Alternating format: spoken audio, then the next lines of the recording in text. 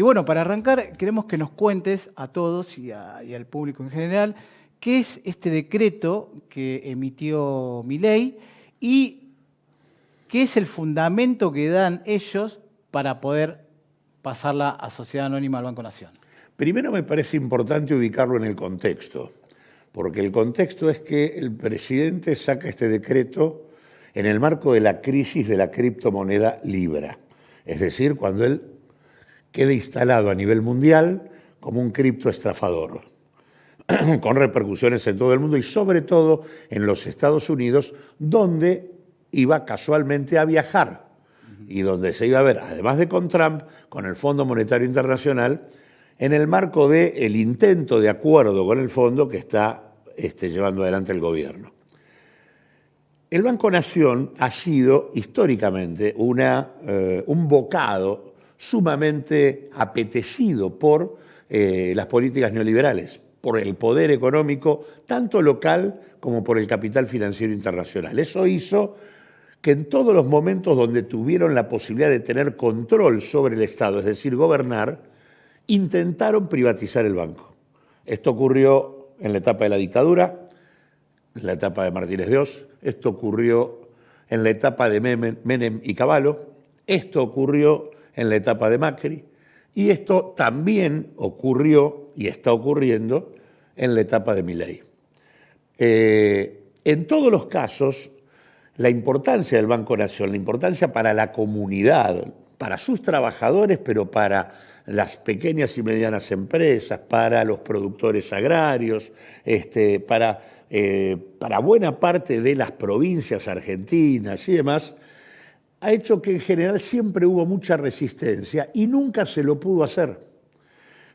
Por lo tanto, fracasó la dictadura en ese objetivo, fracasó Menem, fracasó Macri, y también había fracasado Milei, porque como vos recién contabas, el Parlamento Nacional, a presión de la comunidad, con 1 millón de firmas que llevaron, encabezada por la Asociación Bancaria, se presentaron en el Congreso, a pedido de la comunidad, el Parlamento, tanto diputados como senadores, sacaron al Banco Nación del listado de empresas a privatizar.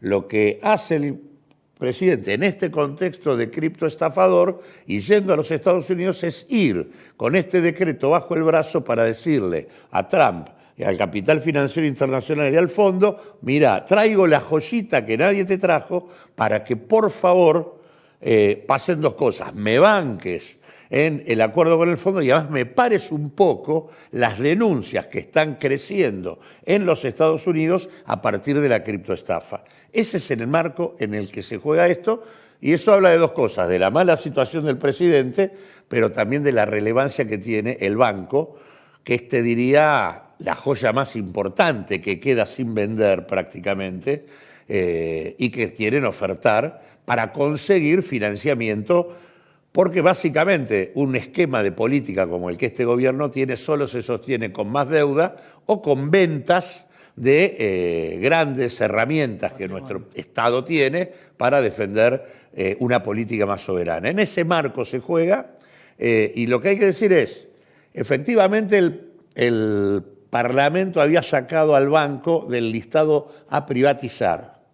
Sí. El problema es que en la misma ley base hay una delegación de facultades. Está. Pero el juez Padilla dice, esto es, corriste el límite, o sea, te excediste en las facultades. Claro, pero el artículo 3 de la ley establece que en el marco de esa delegación se autoriza al Ejecutivo a transformar todos los organismos, empresas, sociedades, incluso habla de entes autárquicos ahí, en sociedades anónimas. De eso se agarra el gobierno,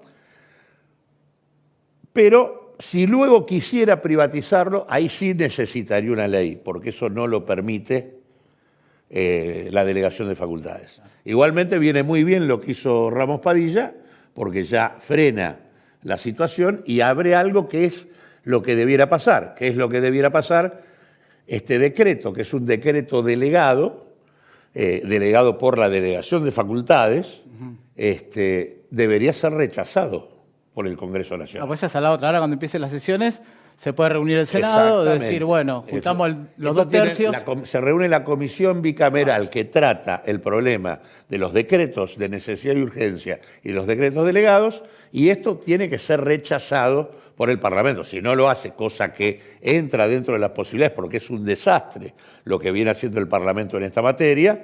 De hecho, tuvimos el papelón del Senado Nacional hace muy poco, cuando ni siquiera pudieron sacar una comisión de investigación para investigar la criptoestafa, pero la lógica sobre algo en donde el Parlamento ya dijo lo que tenía que decir, la lógica es que lo rechacen.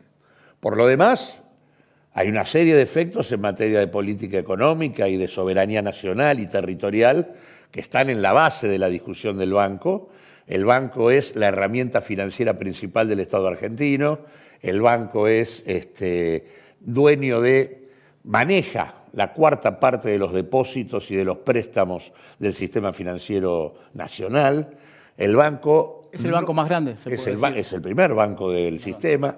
Es un banco que no tiene pérdidas, que da rentabilidad, que no le saca un peso al Estado argentino, al contrario, que lo financia, que financia las políticas públicas, que financia a las provincias en el desarrollo de obra pública, de planes. Vicentín. No, eso es donde pone la guita mal. Cuando lo quieren destruir, como lo quisieron destruir en aquel momento, cuando yo fui director, cuando recibimos el banco, recibimos un banco hecho bolsa por haber canalizado los fondos a empresas que no los devolvían. El más notorio fue el caso de Vicentín. Había otros, Molinos Cañuelas es otro caso similar. Son préstamos muy importantes a grandes empresas que terminaban defraudando al Estado. Ahora, cuando uno tiene una política diferente, coloca el crédito no en favor de los que lucran con el Estado, sino en favor de la pequeña y mediana empresa. Cuando vos pones el crédito en favor de las obras públicas que desarrollan las provincias, cuando lo pones en función del desarrollo de créditos para la vivienda o del procrear o de lo que fuere, bueno, ahí el banco cobra otra cosa y el banco no tiene ninguna razón para tener pérdidas. De hecho, en aquel momento sí tenía pérdidas, cuando nosotros lo tomamos, desde ese momento en más, se transformó en uno de los bancos más rentables de la plaza financiera de la Argentina. Ahora, yo siendo director recibí muchas veces a gobernadores, vicegobernadores, legisladores de distintas provincias, intendentes, que venían a pedirnos que el Banco Nación colocara alguna sucursal en su localidad. ¿Por qué? Porque en los 90 la banca pública provincial quedó en manos de grandes bancos privados. En el marco del proceso de privatización de la etapa menemista, se privatizó gran parte de la banca provincial. Lo quisieron hacer con el Banco Provincia de Buenos Aires. Exactamente, que no pudieron.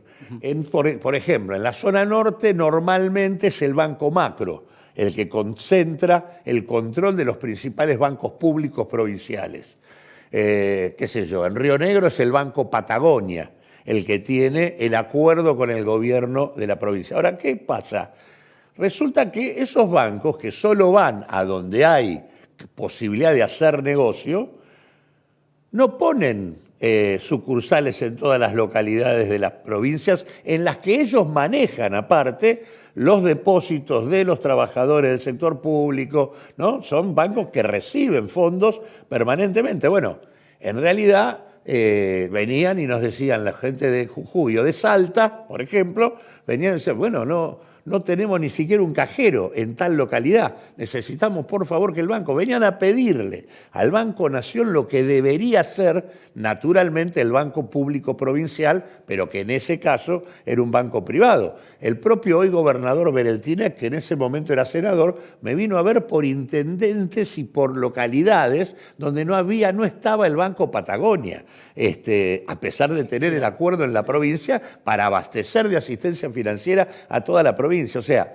¿qué hacen los bancos privados? Captan ahorros en las provincias y lo colocan dominantemente en las áreas de mayor densidad, donde tienen la posibilidad de hacer negocios, ya sea empresariales o en términos de financiamiento a las personas, más importantes. Casualmente el Banco Nación opera distinto.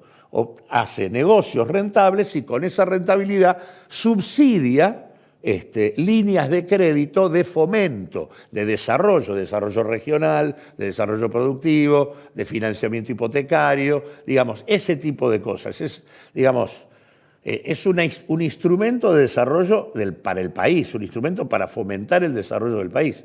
Eso es lo que de alguna manera, si esto se concretara, digamos, si este intento que ahora frenó Ramos Padilla, no logramos frenarlo del todo. Por eso es tan importante que el Parlamento, en este caso, actúe y rechace el decreto. Si no lo logramos, estaríamos perdiendo una herramienta fundamental a la hora del desarrollo de las políticas públicas. ¿Y cómo ves esto que le daría sentencia firme, digamos, por lo que dijo Padilla, que la Cámara de Apelaciones en La Plata es la que tiene la última palabra? ¿Cómo ves ahí el panorama? Ojalá que se expida a favor de lo que señala Ramos Padilla. Ojalá. Pero vuelvo a insistir, a mí me parece que, digamos, en este momento Ramos Padilla y la Cámara tienen la posibilidad de resolvernos por vía judicial un problema político que tiene una solución, que es que el Parlamento rechace el decreto. Y ahí no quedarían dudas. Esperemos que... Claro. Porque aparte, en el marco donde uno tiene... Porque aparte hay otra cosa muy, muy fuerte hoy. En el marco de un presidente que se ha aparecido públicamente como un estafador a nivel internacional, la verdad que lo primero que tendría que hacer el Parlamento es eliminar la delegación de facultades. ¿Cómo el Parlamento mantiene facultades delegadas a un presidente que está imputado por estafa? Uh-huh. Es una locura, un contrasentido. Bueno, me parece que eso muestra el nivel de crisis en la representación política existente, el nivel de complicidad del abanico general de las fuerzas políticas tradicionales en distintas proporciones, en el PRO de manera completa, en los radicales casi completa, en el PJ en parte, en el Partido Justicialista, pero lo cierto es que todos confluyen a lograr que tenga una fuerza que no existe parlamentariamente, porque tiene 6 senadores y 38 diputados, pueda seguir gobernando por decreto, porque teóricamente no podría hacerlo. Y con facultades delegadas que ya a esta altura es más que evidente que no debería tener. Ya, ha acumulado tantas causas para el juicio político del presidente de la Nación, que realmente lo del Congreso es francamente un papelón. Y además, en el caso particular de la denuncia por estafa, las denuncias están en el exterior, van a ir todas sobre el Estado argentino, es decir, sobre todos nosotros. Claro, sí. No. Para que los que quedaron estafados le cobren al Estado lo que perdieron. Y la verdad que la única manera de que eso no pase es que el Poder Judicial y el Parlamento distingan y diferencien. Una cosa es el accionar ilegal de quien ocupa la función del Estado y otra cosa es la legalidad del Estado. Si no hacemos esa diferencia, responde el Estado argentino. Si hacemos esa diferencia, la respuesta tiene que salir del patrimonio del presidente de la Nación, de los funcionarios que lo acompañaron y de las 2 empresas que están involucradas en la estafa. Uh-huh. Decime, ¿cómo ves esta? Porque recién nos aclarabas y nos contabas que esto se hace en un contexto básicamente por el tema de la estafa de la criptomoneda, para decirle a los muchachos del norte, párenme la cuestión, por eso vengo con este programa, pero también no hay una serie de desviar un poco la agenda a nivel nacional, estoy hablando, ¿no? Paremos de hablar de esto y vamos a empezar a hablar del Banco Nación y de los jueces, de la Corte Suprema y de yacimientos carboníferos Río Turbio y... Ahí el gobierno siempre ha manejado eso así, es cierto, pero es cierto que redobla la apuesta, ¿no? Porque todas las cosas que está tirando están en línea con una estrategia que no se demora por haber incurrido, quedar pegado con una estafa de la naturaleza que quedó pegado. Pero sí, efectivamente, hay un intento de correr la agenda, sin duda. Uh-huh. En este caso particular, yo creo que además el Banco Nación, llevarlo a Estados Unidos es un intento también de decirle al fondo, está esto, nadie te lo trajo, lo traje yo. Y también pedirle un cordón sanitario que frene todo lo que es la avalancha de denuncias que están teniendo y que por otra parte allá tienen un tratamiento muy distinto que acá, porque acá nosotros hicimos la presentación el sábado, horas después de que se había consumado la estafa, y la verdad que hasta el momento el fiscal no ha hecho nada. Ha pasado ya más de una semana y no pasa nada. Y sin embargo, el empresario norteamericano involucrado, Hayden Mark Davis, no hace otra cosa que hablar, y cada vez que habla involucra aún más al presidente de la Nación, a su hermana, a todo el gabinete. Ha aparecido con claridad una red de funcionarios con vértice en Karina Milei que hacen una suerte de tráfico de influencias en donde se paga para tener reuniones con el presidente y que el presidente tome o lleve adelante determinado tipo de acciones. Es escandaloso todo lo que ha dicho. Ahora, ¿por qué habla tanto este señor? Por dos razones. Primero, porque tiene al FBI respirando, el FBI en los Estados Unidos respirándole en la nuca, claro, porque efectivamente ahí ya están investigando. Sí. Incluso con una calificación más grave todavía que la que nosotros usamos acá, porque nosotros la calificación del delito más importante que pusimos era la de asociación ilícita del presidente con las dos empresas que actuaron, la que está en Panamá y la de Hayden Mark Davis. Ahora, allá en Estados Unidos pusieron conspiración, que es una asociación ilícita agravada. Entonces digo, ahí están apretando al empresario norteamericano y el empresario norteamericano responde, habla y además cada vez que habla compromete más al presidente, a punto tal de que el lunes posterior a la denuncia de la estafa, cuando ya la estafa estaba instalada, sí, el lunes a la madrugada aparece el primer reportaje de Mark Davis donde él se da el lujo de emplazar al presidente de la Nación diciéndole que en 48 horas tenía que decirle qué hacer con los 100 millones de dólares que él se había quedado y al mismo tiempo que él tenía que volver a respaldar la moneda, la criptomoneda, porque eso era lo que se había comprometido. Sí. Y ese mismo día, el lunes, cuando ya se había instalado la estafa, ya el presidente había sacado el tuit diciendo que no tenía nada que ver, él al mediodía del lunes vuelve a poner un Twitter donde pone un tutorial para que quede claro cómo se invierte en la criptomoneda Libra. O sea, el nivel de apriete, de compromiso y de control que tiene el empresario norteamericano con el presidente de la Nación y su círculo, por todo esto que comentó, de que le daba plata a Karina, que lograba del presidente todo lo que quería, etc., es monumental. Hay claramente alguien que tiene capacidad de extorsionar al presidente, porque el presidente está involucrado en la estafa. Sí. Claudio, en este contexto, te llevo a una última pregunta. Desde las organizaciones sociales del campo popular, ¿cuáles son los desafíos?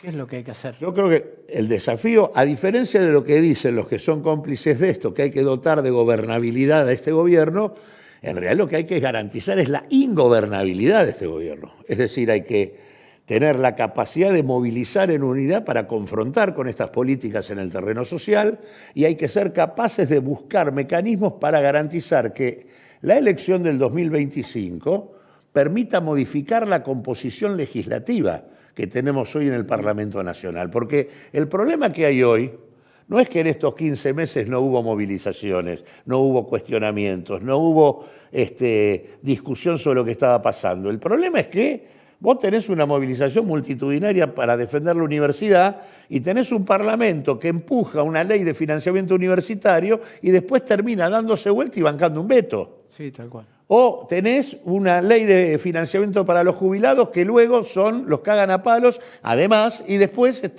el Congreso también banca el veto para impedir el financiamiento a los jubilados. volviendo sobre sus propios pasos. Lo mismo que hizo con la comisión investigadora ahora cuando se discutió lo de la estafa. Habían aprobado habían presentado la comisión y hasta el autor del proyecto terminó dándose vuelta a la hora de votar y no se consiguieron los 2/3. Esta cuestión de una casta política que es absolutamente cómplice de los niveles de sometimiento que se imponen sobre el pueblo argentino, hay que sacarla. Con lo cual es central cambiar la composición parlamentaria, porque lo que pasa hoy es que tenés lucha social sin traducción institucional. Y ese proceso lo que genera es mucho desánimo, porque lo que no se vive es la posibilidad de una perspectiva de futuro, de poder construir una opción política que le dé respuesta. Hoy claramente hay una ausencia, no hay fuerza política que hoy exprese las necesidades del pueblo argentino. Eso es lo que está ocurriendo. De hecho, ahora, ¿para eso qué habría que ser? La lógica frente a una situación de retroceso tan profunda como la que se está viviendo es un gran frente con todas las corrientes del campo popular, con acuerdos muy claros y con democracia interna. Para en el 25, en esta elección, frenar las políticas de Milei. Hay por lo menos 3 grandes cosas que todas las corrientes políticas del campo popular, y me refiero con esto desde las que integran o las que integraron Unión por la Patria hasta las que integraron el Frente de Izquierda, pasando por todo el abanico de organizaciones sociales. Bueno, acá una primera definición es que los legisladores que pongamos tienen que tener el compromiso de que no van a bancar que sigamos siendo gobernados por decreto, que los decretos los van a rechazar. Primer tema, no puede ser que gobierne por decreto durante 15 meses.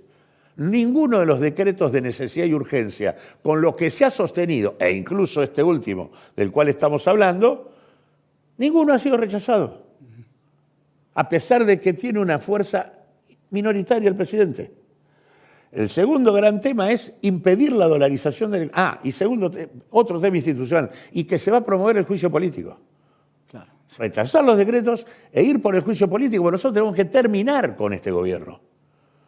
Acá la discusión de que el gobierno tiene que terminar su mandato es una tontería. Acá este gobierno lo único que produce es daño, hay que sacarlo. Y para sacarlo el recurso institucional que uno tiene es el juicio político. Y hoy está cantada la cantidad. Nosotros presentamos por primera vez el juicio político en la Cámara de Diputados en abril del año pasado. Hemos hecho con esta última de la estafa 5 ampliaciones, con causas suficientes para poder ir sobre la cabeza del presidente y de buena parte de su gabinete que lo acompañó en muchas de todas estas cosas. Porque acá vos tenés un presidente que ha buscado la suma del poder público, cosa que la Constitución Nacional califica como delito de traición a la patria. Tenés un presidente que, digamos, ha avanzado en el desfinanciamiento de la universidad, un presidente que le quitó los medicamentos a los enfermos con patologías, un presidente que le quita la asistencia alimentaria a quienes padecen hambre en la Argentina, claramente un presidente que promueve políticas de genocidio por planificación de la desigualdad, digamos, un presidente que violenta la Constitución permanentemente, por ejemplo, con el último decreto donde nombra en comisión a los 2 jueces de la Corte, cuando en realidad tiene todo el Senado habilitado para funcionar y aprovecha entre el final de las ordinarias y las extraordinarias y el comienzo de las ordinarias para decir, no, yo nombro en comisión. No puede nombrarlos, no puede. Ahora, entonces digo, terminar con el gobierno por decreto y avanzar en el juicio político. Este es un compromiso de las fuerzas que forman parte de un frente distinto. El segundo tiene que ser impedir la dolarización de la Argentina, porque si dolariza la Argentina, que sigue siendo el norte de su objetivo, nos afanan un montón de herramientas para poder discutir una estrategia diferente. Y la tercera es urgente recomposición de las condiciones de vida de la sociedad argentina, ingresos y empleo de manera inmediata. Estas 3 cuestiones tienen que ser acuerdos de mínima, donde el campo popular tiene diferencias, puede tener diferencias en cómo se hace cada cosa, pero algunas cosas puntuales tienen que aparecer. Y para poder hacer eso tenemos que tener democracia interna, porque las corrientes cada uno puede tener su identidad, sí, y hay que discutir en una elección quiénes son los que representan más o los que representan menos. Por eso es una gran macana que hayan suspendido las PASO. Las PASO suspendidas limita la posibilidad de hacer esto porque tendrías que hacer una interna abierta, en realidad. Pero la verdad que la suspensión de las PASO es un regalo que se le hace al gobierno, el gobierno la pide y se la dan porque todos los oficialismos no quieren que la gente vote. El tema de que las PASO molestan, de que el gasto es grande, son todas excusas. El problema de las PASO es que la gente opina y cada vez que opina, los gobiernos que no tienen que ver con las necesidades de la gente reciben un cachetazo. Por eso lo que quieren, cuanto menos opine la gente, mejor. Ahora, para armar un frente como el que estoy diciendo, las PASO eran una herramienta central. No quieren que se arme y ha habido complicidad de todas las fuerzas políticas tradicionales para esto. En Unión por la Patria, por ejemplo, solo 49 diputados bancaron ir contra el proyecto de eliminar las PASO. Sí. 25 votaron el proyecto oficial y otros 24 se abstuvieron. O sea, el nivel de fractura en función de garantizar y ser cómplices de la estrategia gubernamental es hoy lo que está poniendo límites tanto en el poder parlamentario como en el poder judicial. Modificar la composición de la representación política es también en este año electoral una cuestión estratégica y del mismo modo que la unidad en el campo de la movilización social es clave para confrontar con las políticas de ajuste, también en la estrategia electoral hay que ser capaces de tener objetivos claros, acuerdos puntuales y democracia interna para poder llevar adelante algo que diga hasta acá. Más de acá no podés pasar. Si no somos capaces de hacer esto en el 2025, el escenario que se nos abre es más complicado.